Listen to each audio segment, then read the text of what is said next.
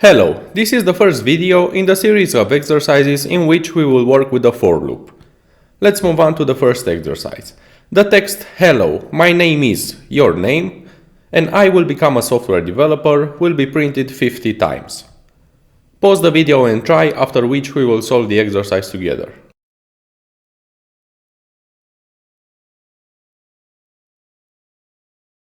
Let's first declare a string name variable. Everyone will write here their name. I will write Tudor.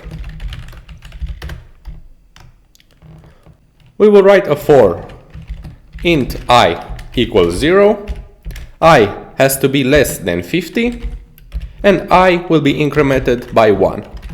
Here, inside our for loop, we will print the text "Hello, my name is" plus name plus "and I will become a software developer".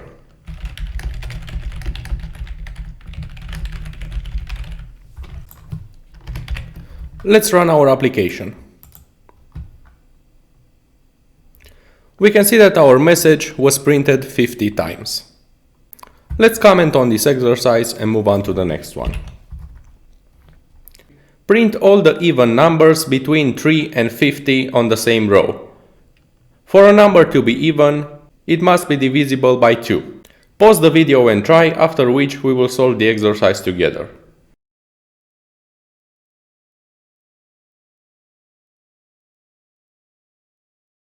Here we will have a for loop. We will write for int I equals 3.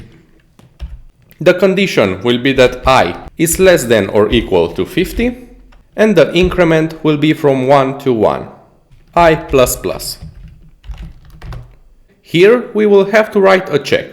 We will write if our cursor I modulo 2 is equal to 0, then we want to print our I on the same row. So we will use a systemoutprint instruction. We will write systemoutprint line and we will delete this line, and we will write I plus a white space. If we run the application, we can see that all the even numbers were printed on the same row. Let's comment on this exercise.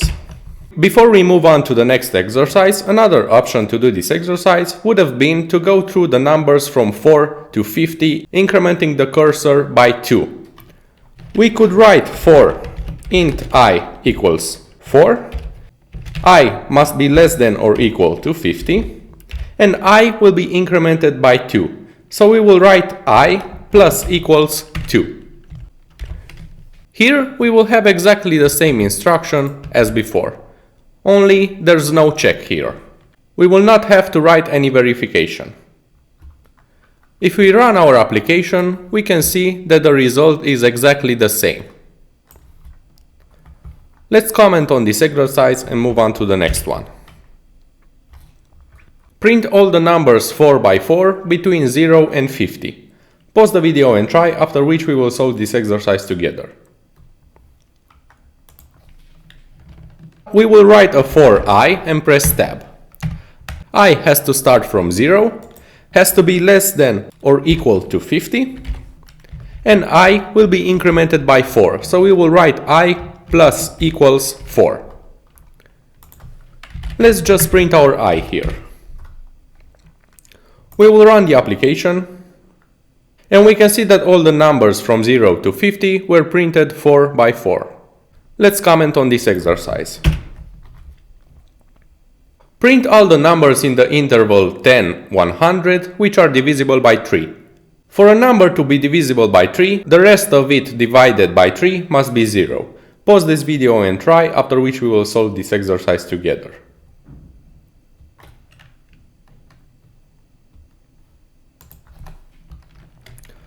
We will write a for int I will be equal to 10, I has to be less than or equal to 100, and I will be incremented by 1, I++. We will open our block of code and we will write our check. We will write if I modulo 3 is equal to 0, then we will simply print I. And that's all. We will run our exercise, and we can see that all the numbers between 10 and 100, which are divisible by 3, were printed. Let's comment this. Exercise 5. Print all the numbers descending from 100 to 0. Pause this video and redo the exercise I did in the last video, and then we will write it together.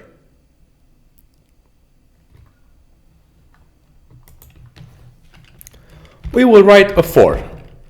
Int I has to start from 100, I has to be greater than or equal to 0, and I will be decremented by 1, I minus minus. Here we will print our I. If we run the application, we can see that all the numbers between 100 and 0 were printed descending. Let's comment this and move on to the last one. Print all the numbers that are divisible by 5 descending from 100 to 1. Pause the video and try, after which we will solve the exercise together. We will write a for similar to the one from the exercise 5. We will have a for int I equals 100, I has to be greater than or equal to 1, and I has to be decremented by 1, I minus minus. Here we will write our check. If I modulo 5 is equal to 0, then we will simply print our I. We will run the exercise, and we can see that all the numbers divisible by 5 between 100 and 1 were printed. Another way to solve this exercise is to decrement I by 5, and that way we won't have to write any check. So we will write for int I is equal to 100, I has to be greater than or equal to 5, and I will be decremented by 5, I minus equals 5. Here we will simply print I. If we run our exercise, we can see that we will have exactly the same result. In the next video, we will continue with a series of exercises in which we will practice the for loop.